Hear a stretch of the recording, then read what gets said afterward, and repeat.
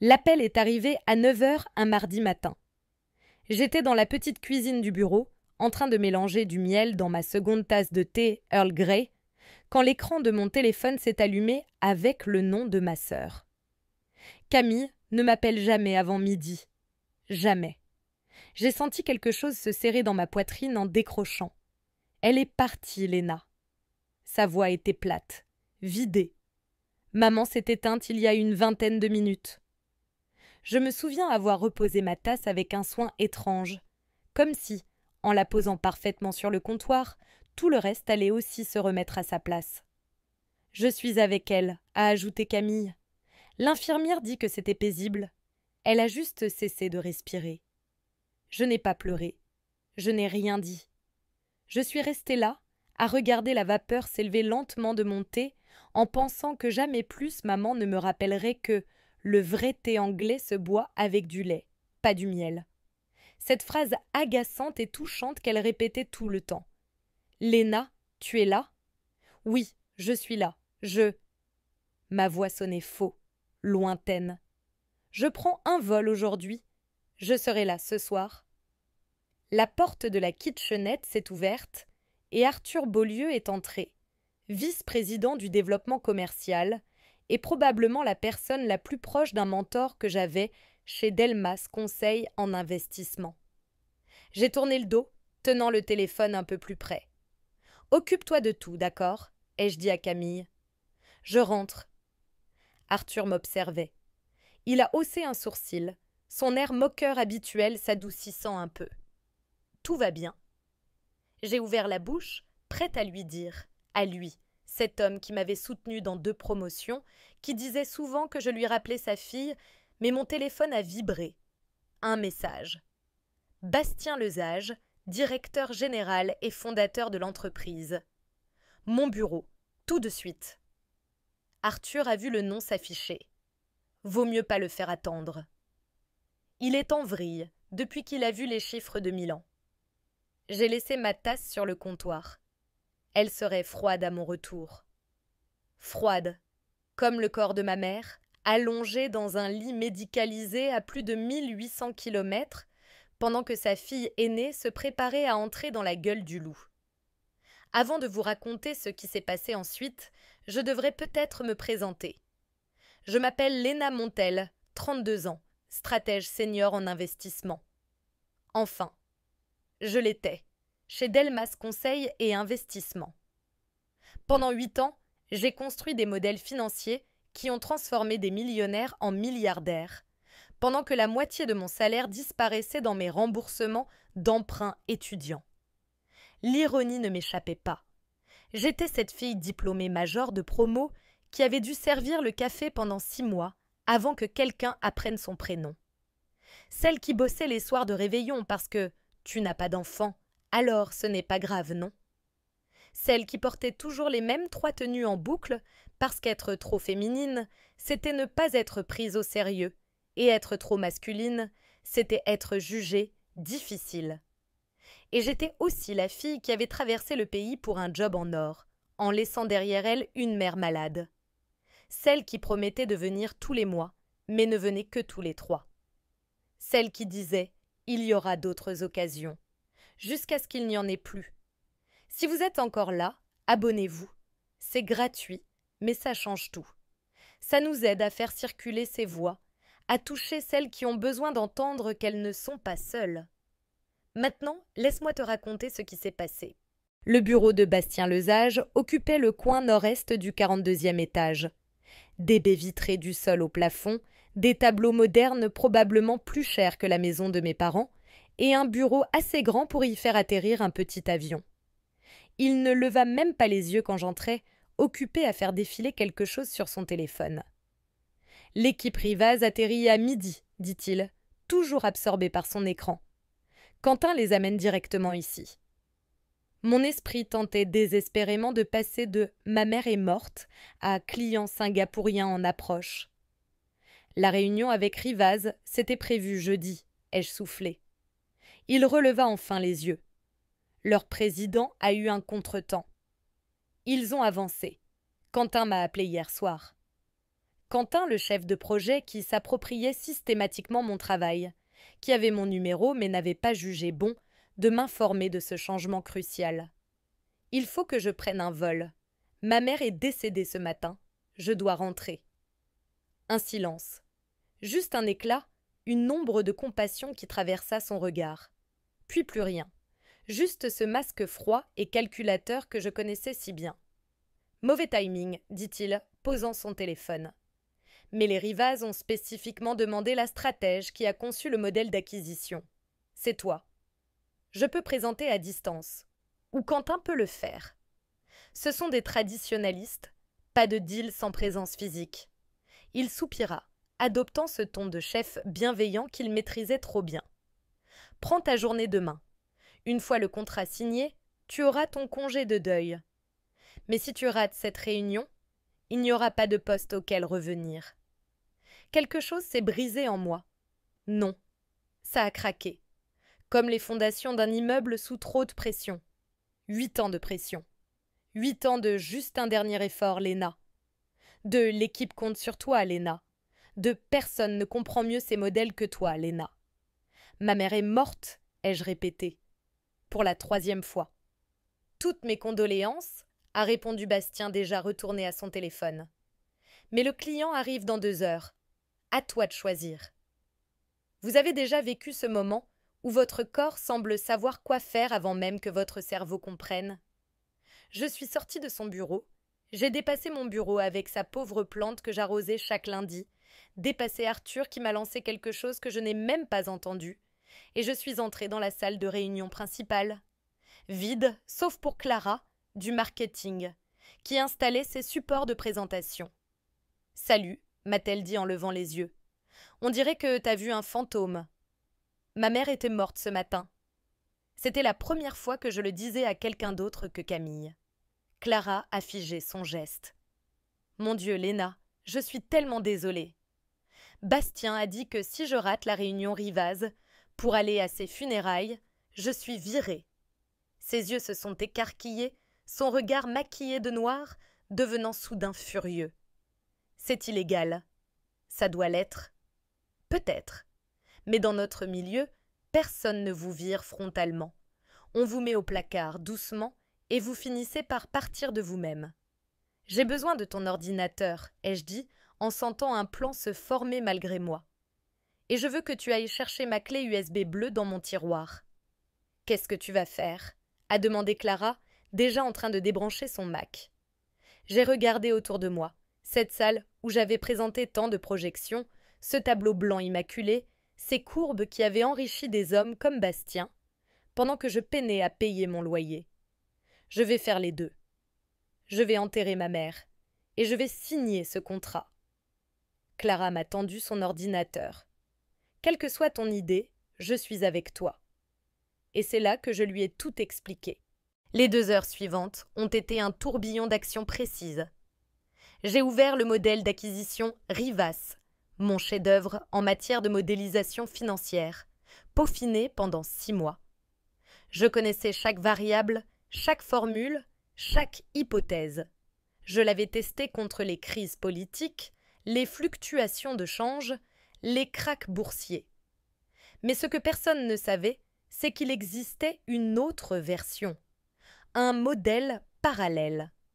Celui où les chiffres restaient séduisants, où le rendement promettait toujours 18%, mais où un point fondamental changeait tout. Il protégeait les ouvriers thaïlandais que les Rivaz prévoyaient de remplacer par des machines. Ma mère avait été syndicaliste pendant 30 ans, fille d'immigrés venus de Chiang Mai qui avaient passé leur vie dans des ateliers textiles. Elle m'avait élevée avec des récits de lutte, d'humiliation, de gens considérés comme remplaçables. Les chiffres, ce sont toujours des gens, elle me répétait lorsque j'ai décroché mon premier job en finance. Et j'avais oublié. Ou plutôt, je faisais semblant. J'ai rappelé Camille. Je n'aurai pas de vol avant ce soir. Commence à organiser la cérémonie pour vendredi. Les pivoines blanches, a-t-elle murmuré. Et l'hymne marin, celui qu'elle aimait. Oui, le même que celui qui passait quand elle a rencontré papa, à ce bal de la Croix-Rouge en 1983. Je m'occupe des fleurs. Je te promets que je serai là. Ensuite, j'ai appelé Quentin qui était en route, depuis l'aéroport avec les Rivaz. Changement de plan, ai-je lancé d'un ton assuré. Bastien veut qu'on les accueille au pavillon Marceau, plus impressionnant pour les clients. Depuis quand? A-t-il demandé, suspicieux. Depuis que l'immeuble nous a prévenu qu'il teste aujourd'hui le système anti-incendie de notre salle de réunion. Tu veux vraiment expliquer un contrat à 3 millions en pleine alerte arrosage? Il n'a pas insisté. À 11h45, je suis entrée dans le bureau de Bastien sans frapper. Il ajustait sa cravate dans le reflet de son téléphone.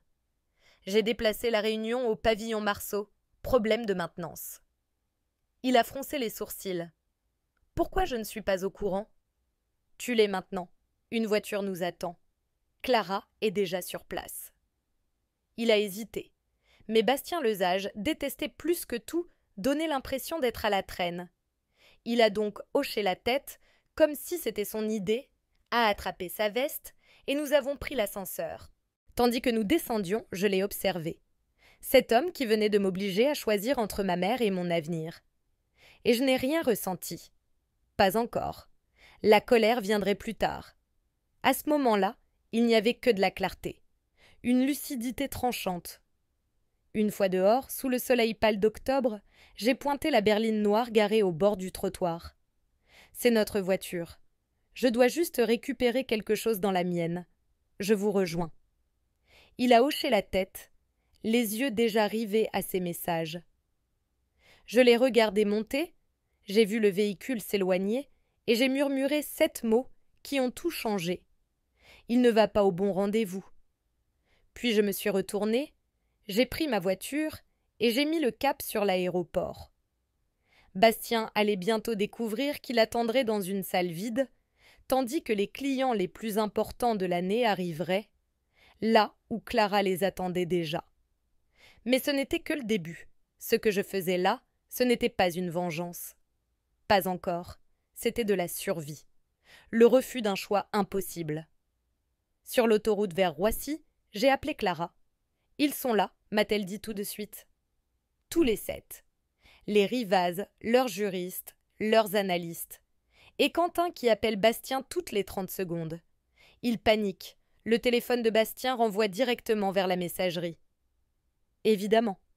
Je l'avais mis en mode avion discrètement, en lui montrant un détail du contrat sur son écran pendant le trajet. Une simple pression du doigt. Il ne s'en rendrait compte qu'au bout d'une heure, perdu dans la confusion. Serre-leur le bon café, ai-je dit. Les grains éthiopiens qu'on garde pour les VIP. Et installe-les dans la salle Est, celle avec la vue sur la Seine. Déjà fait. Et ta présentation? J'ai jeté un œil à l'horloge du tableau de bord. Début dans 26 minutes. Tu as lancé le lien vidéo? Oui. Mais Léna, tu es sûre de toi? Non. Je n'étais sûre de rien. Sauf d'une chose. Ma mère était morte. Et je n'allais pas rater ses adieux à cause d'un costume hors de prix qui croyait que son argent valait plus que ma douleur. Assure-toi qu'ils soient tous en place à 12h30 pile. Et Clara, merci. L'aéroport était un chaos familier de valises et de voix brouillées. J'ai trouvé une salle de bain familiale, me suis enfermée et j'ai sorti mon ordinateur. J'ai activé le partage de connexion avec mon téléphone et me suis connectée à notre plateforme de visioconférence. 12h28. J'ai rafraîchi mon maquillage malgré mes mains qui tremblaient, lissé mes cheveux, redressé mon chemisier. Et dans une cabine exiguë de Roissy, je me suis préparée à donner la présentation la plus importante de ma vie. À 12h30 pile, j'ai cliqué sur « Rejoindre la réunion ». L'écran s'est rempli de visages autour de notre grande table ovale. Le patriarche Rivaz, Xavier, trônait au centre, entouré de ses enfants. Leurs conseillers s'alignaient à gauche.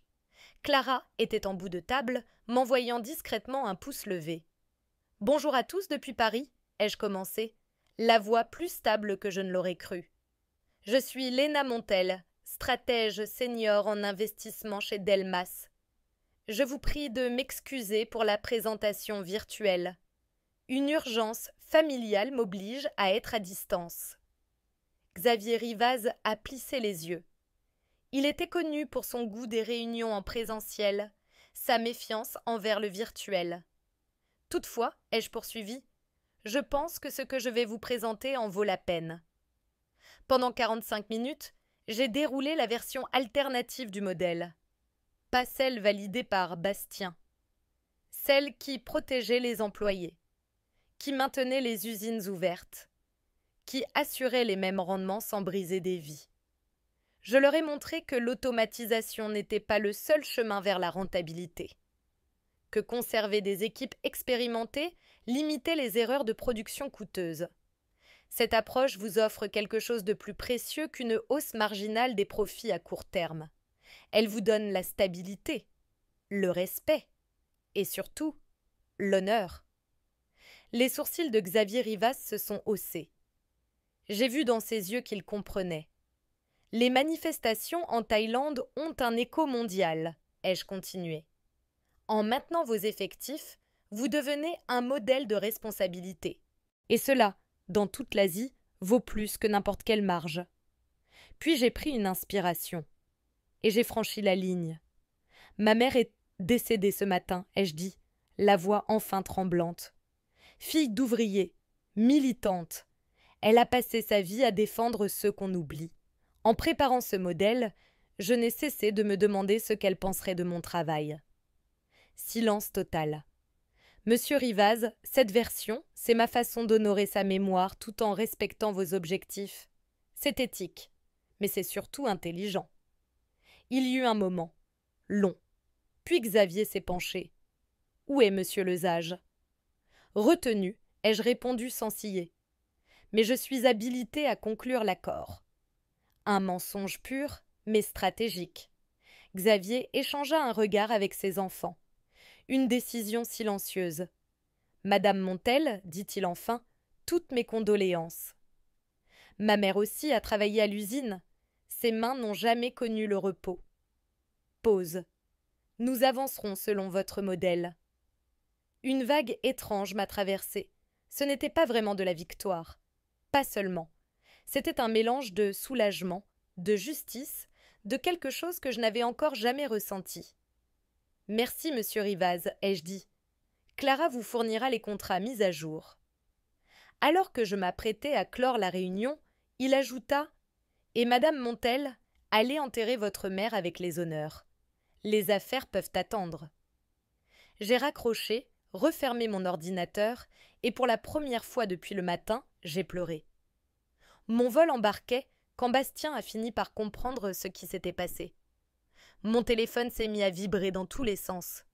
D'abord des messages, puis des appels, chacun plus furieux que le précédent. « Tu es où ?»« Les clients sont ici. Pas au pavillon. » Puis « Rappelle-moi immédiatement. » Et enfin « Tu es viré. Ne remets plus jamais les pieds ici. » J'ai éteint mon téléphone alors que je m'installais dans mon siège. 6 heures de vol pour traverser le pays. 6 heures pour assimiler ce que je venais de faire. J'avais détruit ma carrière. 8 ans d'efforts anéantis. Ma réputation dans la finance peut être irrécupérable. Le prêt immobilier de mon studio, déjà limite avec mon salaire de stratège, qu'en serait-il maintenant ? Mais j'avais aussi fait autre chose. J'avais rendu hommage à ma mère de la seule façon que je connaissais. En utilisant mes compétences, ces tableaux Excel qu'elle avait toujours regardés avec un mélange de fierté et d'incompréhension, pour protéger les gens qui lui ressemblaient. Quelque part au-dessus du massif central, je me suis surprise à sourire. Les 3 jours suivants se sont écoulés dans une brume irréelle. Préparer les funérailles, vider l'appartement modeste de maman, se disputer avec Camille sur le texte de l'hommage, pleurer sur les maniers de frigo qu'elle avait collectionnés au fil de ses voyages, boire du vin pas cher à même la bouteille, comme on le faisait à la fac. Elle a gardé tout ce que tu lui envoyais, m'a dit Camille, en me montrant une boîte à chaussures pleine de cartes postales, de petits souvenirs, Même le vieux anti-stress violet d'un congrès à Nantes. La culpabilité m'a submergée. Toutes ces fois où j'avais annulé une visite, coupé court à un appel à cause d'un client mécontent. La dernière fois que je l'avais vue, 2 mois plus tôt, j'avais passé la moitié de l'après-midi à répondre à des mails. Elle était fière de toi, a murmuré Camille, lisant dans mes pensées comme seule une sœur peut le faire. Elle ne comprenait pas toujours ton métier, mais elle savait que tu étais brillante. L'enterrement a eu lieu vendredi, comme prévu. Des pivoines blanches partout. L'hymne joué au piano par une amie de maman, ancienne concertiste. J'ai lu mon discours sans craquer, ce qui aurait probablement déçu maman, qui disait toujours qu'une bonne crise de larmes nettoie l'âme. Je n'ai pas regardé mes mails pro. Je n'ai pas rappelé Bastien. J'ai vécu chaque seconde, pleinement, pour dire adieu à celle qui m'avait appris que les principes comptent plus que les profits. Ce n'est que le lendemain que j'ai ouvert mon ordinateur, m'attendant à ce que mon accès soit désactivé. Mais non. Il y avait un message, envoyé la veille au soir par Julie Rivaz, la fille de Xavier et directrice des opérations. Madame Montel, les contrats ont été signés selon votre modèle. Mon père a été impressionné par vos compétences financières et votre intégrité. Nous recherchons des partenaires capables de comprendre que la pérennité passe par autre chose que des profits trimestriels. Votre collègue Clara nous a appris que vous avez présenté ce modèle sans l'aval de votre direction et que cela pourrait compromettre votre poste. Si un jour vous cherchez de nouvelles opportunités, Rivaz Group se tiendrait honoré d'échanger avec vous. Avec respect et condoléances, Julie Rivaz. Il y avait un deuxième message, cette fois d'Arthur Beaulieu. Léna, le conseil vient de finir une réunion d'urgence. Je ne sais pas ce que tu as fait exactement, mais les Rivaz ont non seulement signé, ils ont augmenté leur investissement initial de 30%, uniquement grâce à ton modèle. Et ils ont précisé qu'ils ne veulent désormais travailler qu'avec toi. Bastien est, disons, hors de lui. Mais le conseil est en extase. C'est le plus gros client de notre histoire. Personne ne va virer celle qui vient de nous ouvrir l'Asie. Prends le temps qu'il te faut. Ton poste t'attend. Mais les choses vont changer ici. Le rôle de Bastien est à l'étude. Mes sincères condoléances, Arthur. J'ai relu ces messages 2 fois. Puis, j'ai refermé l'ordinateur et je suis sortie m'asseoir sur le vieux fauteuil du porche, celui où maman aimait passer ses soirées. Le ciel californien offrait ce coucher de soleil rose et or qu'elle adorait. Mon téléphone a vibré. Clara. Réunion générale annoncée lundi. La rumeur dit que Bastien est dehors. T'es devenue une légende au 42e étage. Tu reviens quand? Je n'ai pas répondu tout de suite, parce que je réfléchissais à ce que revenir signifiait. Revenir dans une entreprise qui m'avait demandé de choisir entre l'humanité et le business. Revenir dans une culture où la mort d'une mère n'était qu'un problème de planning. J'ai repensé au mail de Julie Rivaz, à toutes ces possibilités que je n'avais jamais envisagées. À maman, qui disait toujours « il faut parfois tout faire sauter pour construire quelque chose de mieux ». J'y suis retournée. Mais pour un seul jour. Juste le temps de vider mon bureau, télécharger mes contacts et assister à la réunion générale. Arthur y a annoncé que Bastien Lesage poursuivait désormais d'autres opportunités. Traduction éjectée. Il a aussi annoncé ma nomination au poste de vice-présidente du développement stratégique, poste créé spécialement pour moi. Je l'ai refusé, publiquement, devant toute l'entreprise. Merci pour la reconnaissance, ai-je dit. Mais ces derniers jours m'ont fait réfléchir. J'ai accepté une autre offre. Murmure dans la salle. Arthur semblait déstabilisé. Avec les Rivaz, a-t-il demandé? Micro encore allumé. Non, je lance ma propre boîte. Une agence de stratégie éthique pour l'économie de demain. J'ai marqué une pause. Ma mère m'a appris que les chiffres sur une page sont toujours des êtres humains. Je l'avais oublié. Je ne l'oublierai plus. 2 semaines plus tard, Montel Stratégies Éthiques ouvrait ses portes. Financement mixte, les Rivas, mes économies personnelles et le chèque étonnamment généreux que Delmas m'a versé en comprenant que j'emportais leur plus gros client. Ma première recrue fut Clara. La seconde, Camille, qui a quitté son job marketing pour gérer les opérations. La troisième, Arthur, qui a démissionné après 30 ans, quand il a compris de quel côté soufflait le vent. Cela fait 18 mois maintenant. Nous sommes encore petits, mais on grossit vite. On construit des modèles d'acquisition qui privilégient la rétention des salariés, les chaînes d'approvisionnement responsables, tout en assurant des rendements solides. Nous avons une liste d'attente de clients. Parfois, je me demande ce qui se serait passé si Bastien ne m'avait pas poussé dans mes retranchements ce matin-là. S'il avait eu la décence humaine de me dire « Va enterrer ta mère ». Il aurait gardé son poste, j'aurais gardé le mien. Les Rivas auraient eu leur ancien modèle, et des centaines d'ouvriers thaïlandais auraient perdu leur emploi. Et moi, je serais restée une pièce bien huilée dans une machine sans âme. Parfois, les pires moments de nos vies deviennent des tournants qu'on n'aurait jamais pu prévoir. Voilà mon histoire. Ce n'est pas un récit de vengeance. Je ne l'ai pas détruit par haine. J'ai juste refusé de me sacrifier pour son bonus de fin d'année. Le fait qu'il se soit effondré ensuite, disons que c'est le karma. Ma mère appelait ça la justice. Elle disait que l'univers finit toujours par équilibrer les comptes. Sa photo est sur mon bureau, à côté de ce vieux anti-stress violet. Et parfois, quand je construis mes modèles tard dans la nuit, je l'entends encore me souffler « Les chiffres sont des gens ». Je n'oublie plus. Si vous m'avez écouté jusqu'au bout, merci. Peut-être que vous pouvez liker ou vous abonner, car je referai une autre vidéo. Mais si vous traversez un de ces moments où tout semble impossible, retenez ça.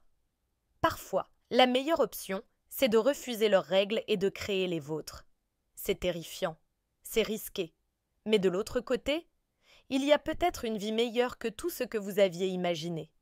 Et si vous vivez un deuil, une impasse, une décision insupportable, je vous vois. Ça ne devient pas facile, mais ça devient vivable. Les vagues ne cessent jamais. On apprend juste à nager.